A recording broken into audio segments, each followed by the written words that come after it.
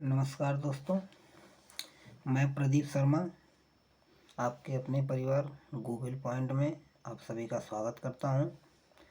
आइए आज जीके की एक बहुत ही बेहतरीन क्लास आप लोगों के सामने लेके आया हूं, जो कि एग्ज़ाम में बहुत ही पूछे जाते हैं। भारत के प्रमुख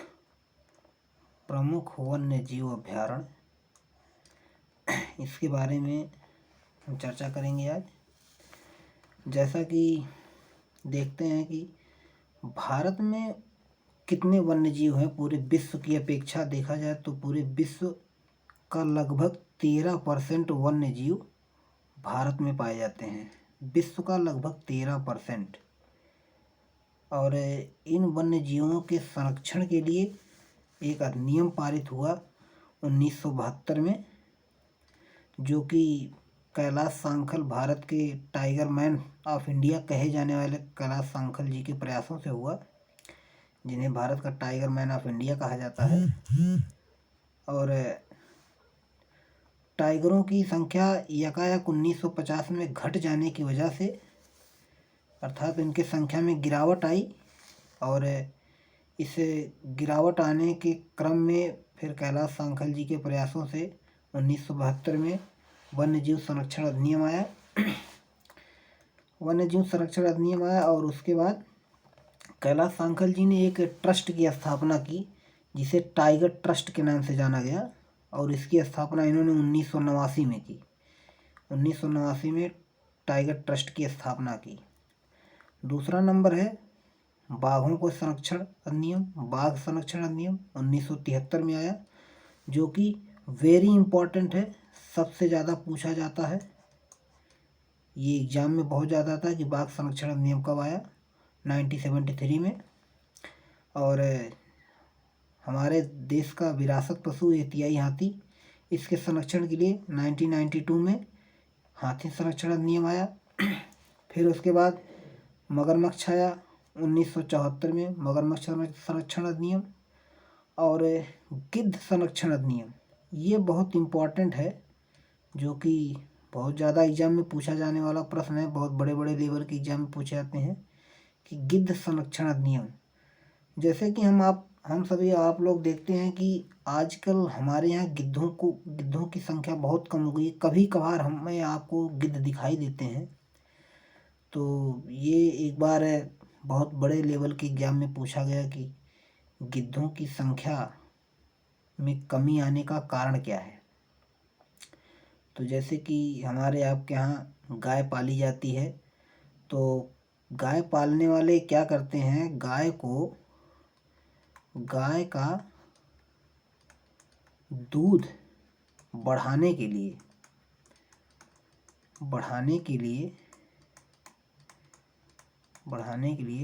डाइक्लोफेनॉक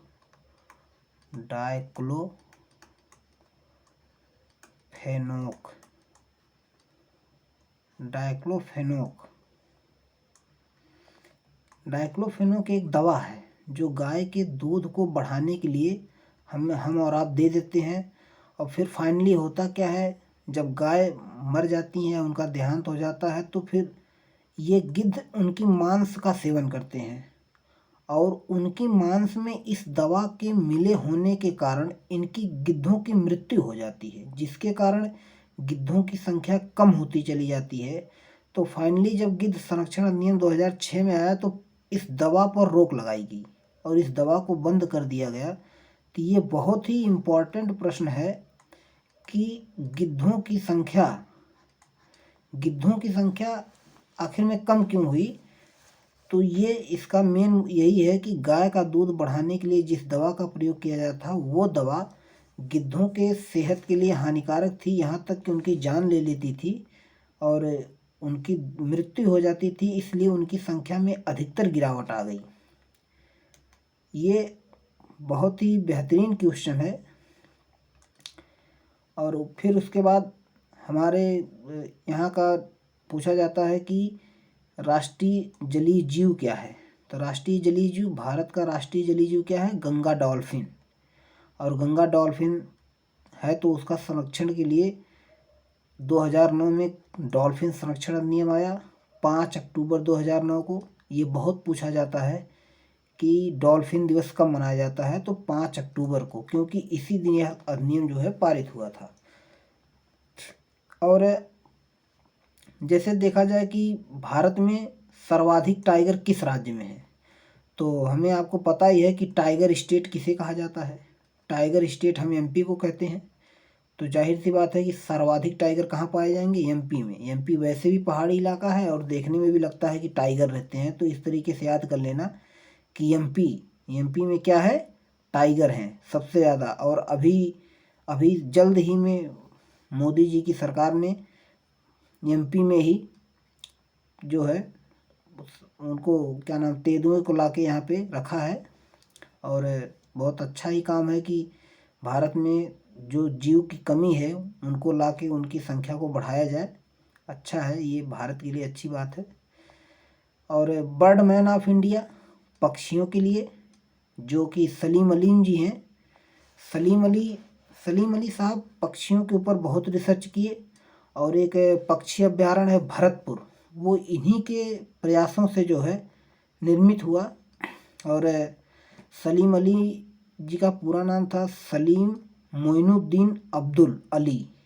सलीम मोइनुद्दीन अब्दुल अली। ये भी पूछा जाने वाला प्रश्न है कि bird man of India Salim Ali का पूरा नाम क्या है, तो सलीम मोइनुद्दीन अब्दुल अली था। इनका जन्म वैसे रैंडमली याद कर लो, 12 नवंबर 1896।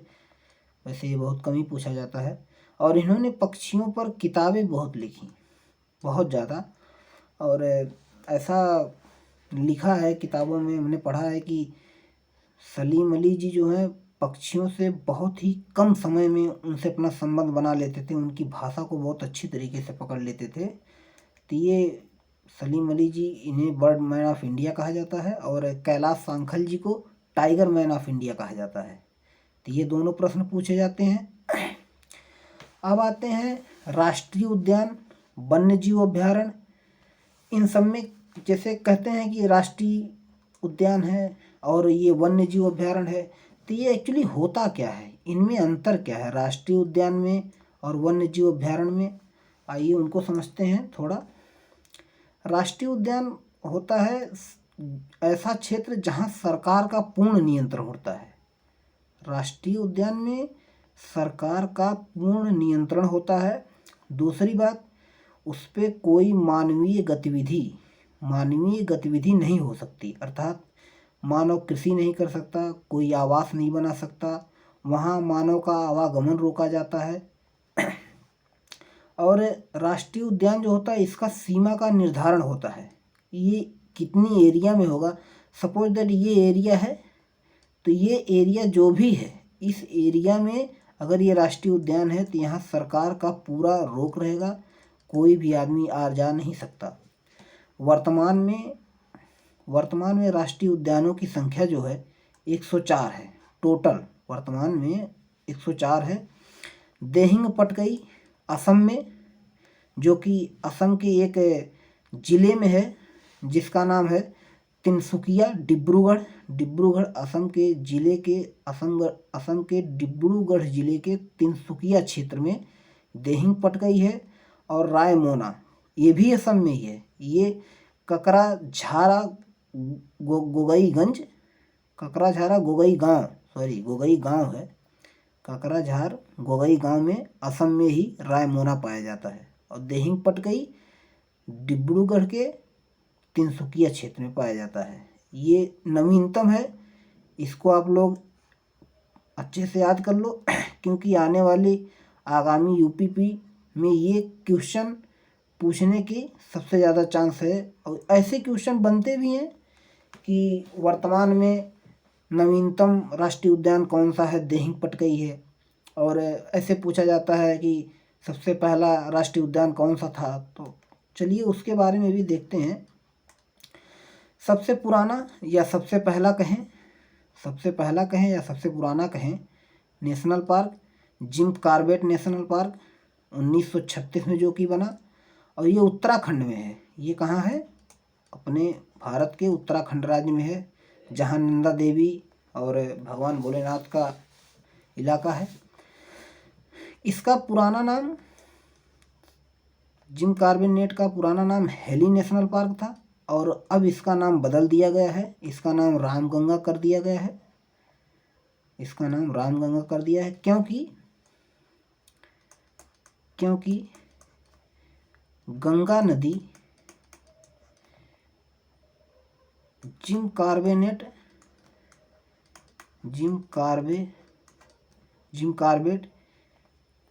के बीच से ही बहती है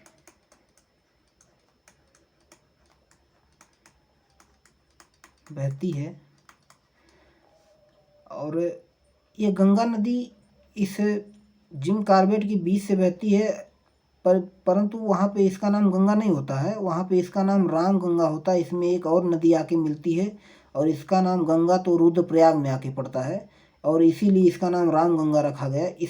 अब नए में इसका नाम रामगंगा हो गया है। और ये पूछा बहुत जाता है कि सबसे पुराने नेशनल पार्क जिम कॉर्बेट का पुराना नाम क्या है, तो हेली नेशनल पार्क, या तो क्वेश्चन बनते हैं नया नाम क्या है, रामगंगा। तो अधिकतर लोगों को जिम कॉर्बेट नाम याद होता है, लेकिन आपको ये सभी नाम याद रखने हैं क्योंकि हमें एग्ज़ाम में फाइनल सिलेक्शन लेना है, ना कि बीच में छोड़ना उसको। अब आते हैं, राष्ट्रीय उद्यान हो गया। अब आते हैं कि वन्य जीव अभ्यारण्य क्या है, थोड़ा इसका भी डिफरेंस समझ लेते हैं इन दोनों में। इसमें निजी कार्य की अनुमति होती है, वन्य जीव अभ्यारण्य में निजी कार्य की अनुमति होती है, जबकि राष्ट्रीय उद्यान में क्या था, राष्ट्रीय उद्यान में था कि उसमें निजी कार्य या कोई मानवीय गतिविधि नहीं हो सकती, सरकार का पूर्ण नियंत्रण उसमें था।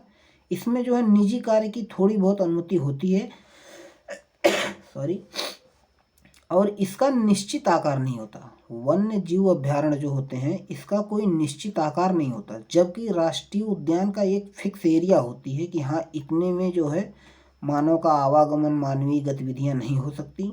लेकिन वन्य जीव अभ्यारण्य की कोई निश्चित आकार नहीं होता है, ये बहुत दूर में फैली होती है और वर्तमान में इनकी संख्या 551 है। वर्तमान में वन्य जीव अभ्यारण्य की वर्तमान संख्या 551 है भारत में। और आगे जैसे, और तीसरा है जैव मंडल आरक्षित क्षेत्र, पहला राष्ट्रीय उद्यान, दूसरा जो है वन्य जीव अभ्यारण्य और तीसरा है जैव मंडल आरक्षित क्षेत्र। देखते हैं जैव मंडल आरक्षित क्षेत्र क्या है, इसके बारे में भी समझ लेते हैं।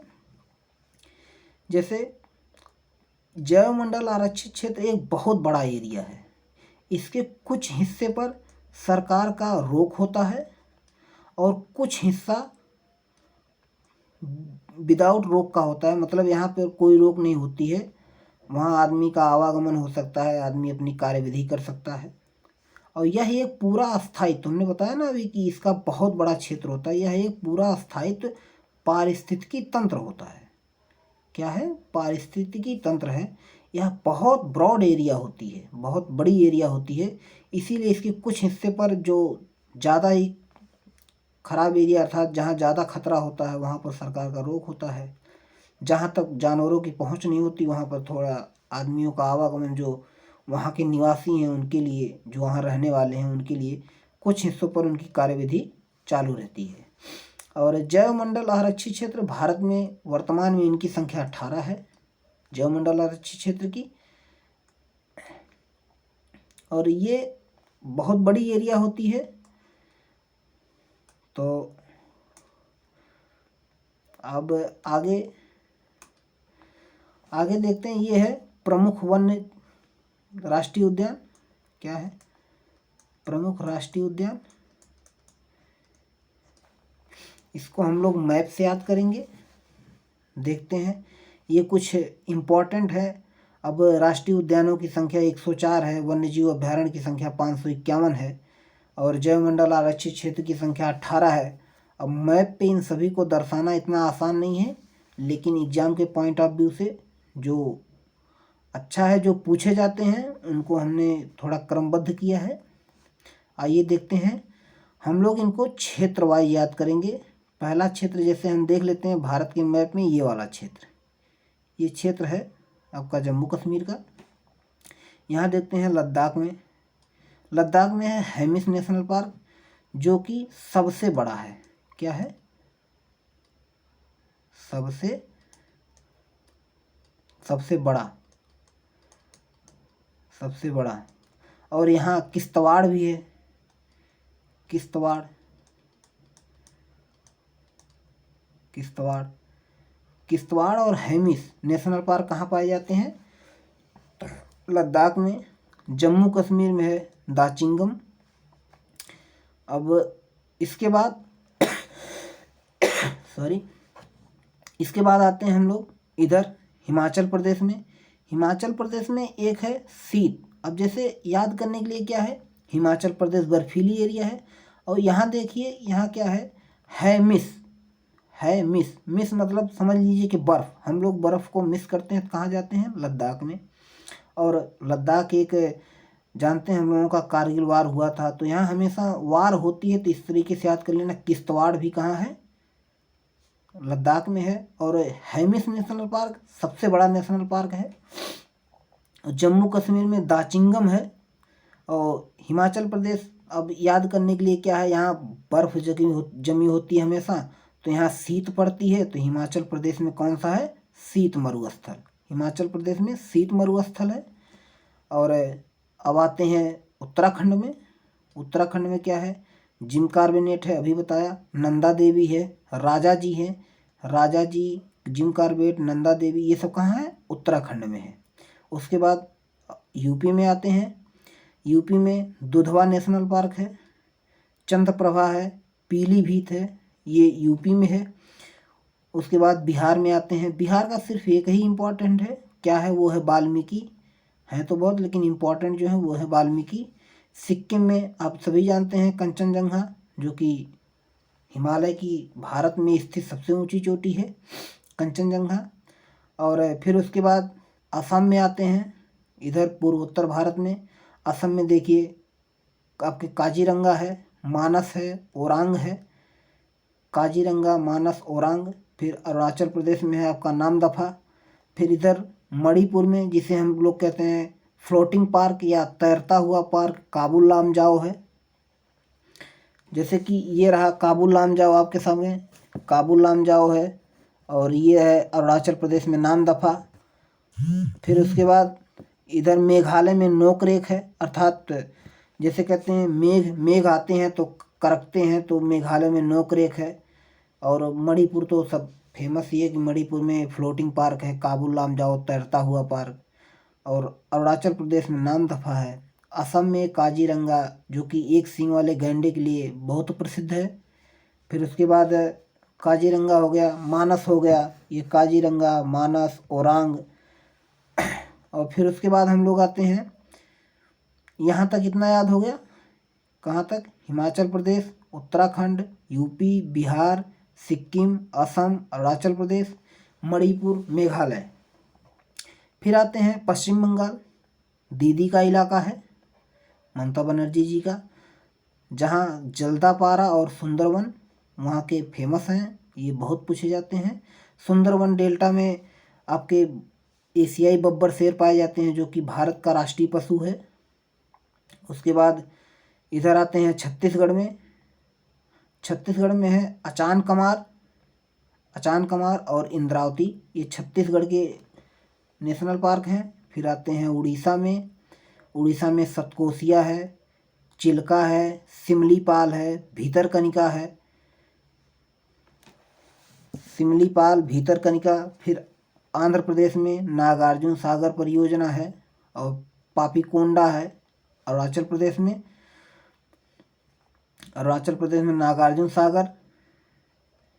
नागार्जुन सागर, पापीकोंडा।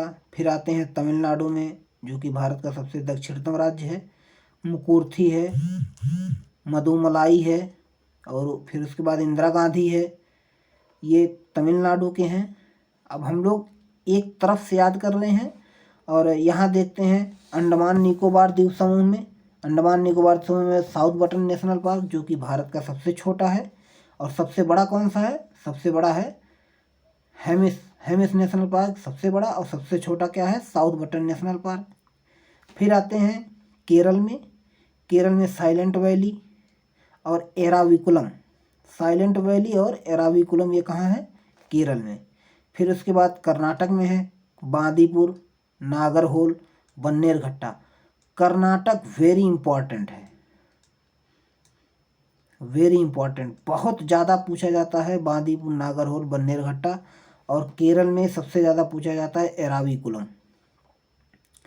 उसके बाद एक छोटा सा राज्य है गोवा। गोवा में क्या है, महावीर, महावीर बुद्ध वाला, वही महावीर नेशनल पार्क। फिर आ जाते हैं हम लोग महाराष्ट्र में। महाराष्ट्र में है सह्याद्री और संजय गांधी नेशनल पार्क। फिर उसके बाद आ जाते हैं गुजरात में। गुजरात में ब्लैक बक सबसे ज़्यादा पूछा जाता है, ब्लैक बक। और गिरी नेशनल पार्क है। और कच्छ है। ब्लैक बक, गिरी, कच्छ, गुजरात, ऐसे याद करो, ब्लैक बक, गिरी, कच्छ, गुजरात। ये नेशनल पार्क कहाँ है, गुजरात में। फिर उसके बाद आ जाते हैं राजस्थान में। राजस्थान में है केवलादेव, यहाँ है केवलादेव, मुकुंदरा, घाना, सरिस्का और रणथंभौर। केवलादेव, घाना, मुकुंदरा, सरिस्का, रणथंभौर, ये राजस्थान के हो गए। और इसके बाद एक छोटा सा राज्य है बीच में पड़ता है, हरियाणा। और हरियाणा में एक फिल्म बनी थी, आप लोग जानती हैं, सुल्तान मूवी, सलमान खान की। तो सुल्तान से याद रखना कि सुल्तानपुर क्या है, सुल्तानपुर कहाँ है, हरियाणा में। तो हरियाणा में सुल्तानपुर है।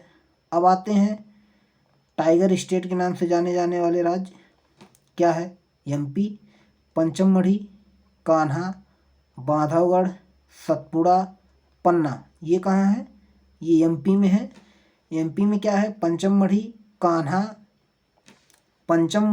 कान्हा, बांधवगढ़, सतपुड़ा और पन्ना, ये एमपी में है। ये कुछ इम्पोर्टेंट थे, याद करने की तो बहुत सी ट्रिक होगी दोस्तों, पर ये मैप, ये फिगरिंग आपके दिमाग में बैठ जाएगा। ये जो चित्र है, ये चित्र आपके दिमाग में बैठ जाएगा तो कभी नहीं आप लोग भूलोगे। आपको याद करने के लिए क्या है, आप यहाँ से स्टार्ट करें, ऊपर में आप 2 याद कर लें। लद्दाख में क्या है, हमेशा बर्फ़ जमती है, मिस होता है तो हेमिस करते हैं, हेमिस। फिर उसके बाद वहाँ वार होती है, लड़ाई वार, किश्तवाड़,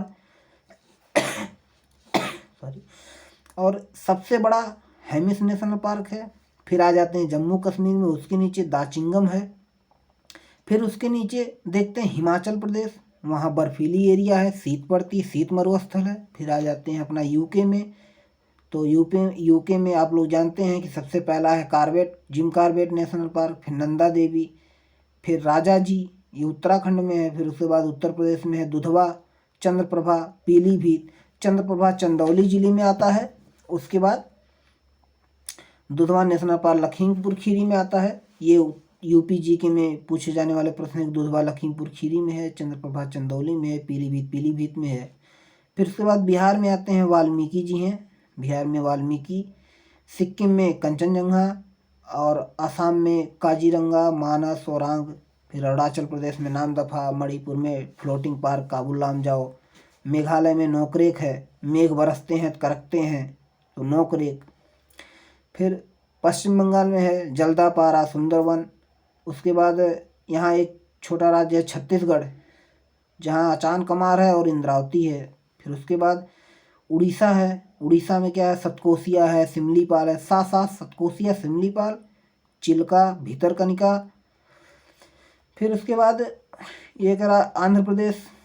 ऐसे इधर से याद करेंगे एक सीरियल वाइज तो आप लोगों के दिमाग में बैठेगा फिगरिंग की। यहाँ से उत्तर प्रदेश, बिहार, सिक्किम, असम, अरुणाचल प्रदेश, मणिपुर, मेघालय, वेस्ट बंगाल, छत्तीसगढ़, उड़ीसा। फिर आंध्र प्रदेश नागार्जुन सागर परियोजना। उसके बाद पापीकोंडा आंध्र प्रदेश। फिर आ जाते हैं तमिलनाडु, मुखूर्ती है, मदुमलाई है, इंदिरा गांधी है। फिर देखते हैं कि यहाँ अंडमान निकोबार द्वीप समूह में साउथ बटन है, जो कि भारत का सबसे छोटा राष्ट्रीय उद्यान है। उसके बाद केरल में आते हैं, साइलेंट वैली है, एराविकुलम है। फिर कर्नाटक में बांदीपुर, नागरहोल, बन्नेरघट्टा है। फिर गोवा में महावीर है। फिर महाराष्ट्र में सह्याद्री है। अब सह्याद्री है तो सह्याद्री याद कर लो कि जितने भी पश्चिमी घाट है इसे सह्याद्री के नाम से हम लोग जानते हैं। तो महाराष्ट्र भी पश्चिम में पड़ता है, तो इसलिए पश्चिमी घाट का एक स्टेट है, तो यहाँ सह्याद्री भी है और संजय गांधी है महाराष्ट्र में। उसके बाद गुजरात में आते हैं ब्लैक बक गिरी कच्छ गुजरात में। फिर राजस्थान में आते हैं केवलादेव घाना मुकुंदरा सरिस्का और रणथंभौर। फिर एमपी में आते हैं उसके पहले हरियाणा में चलते हैं सुल्तानपुर बनी थी सुल्तानपुर। फिर एमपी में आते हैं पंचमढ़ी कान्हा बांधवगढ़ सतपुड़ा पन्ना।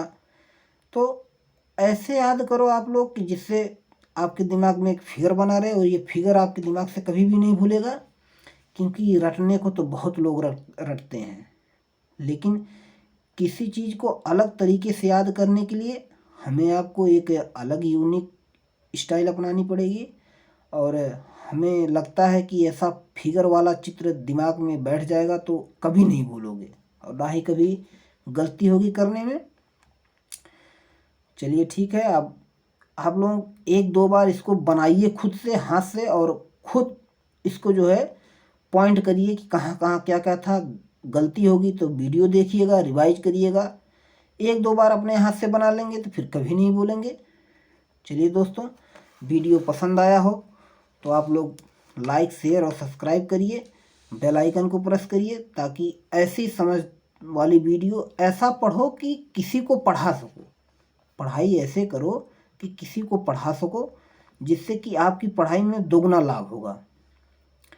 तो ऐसी वीडियो के लिए आप लोग हमसे जुड़े रहिए।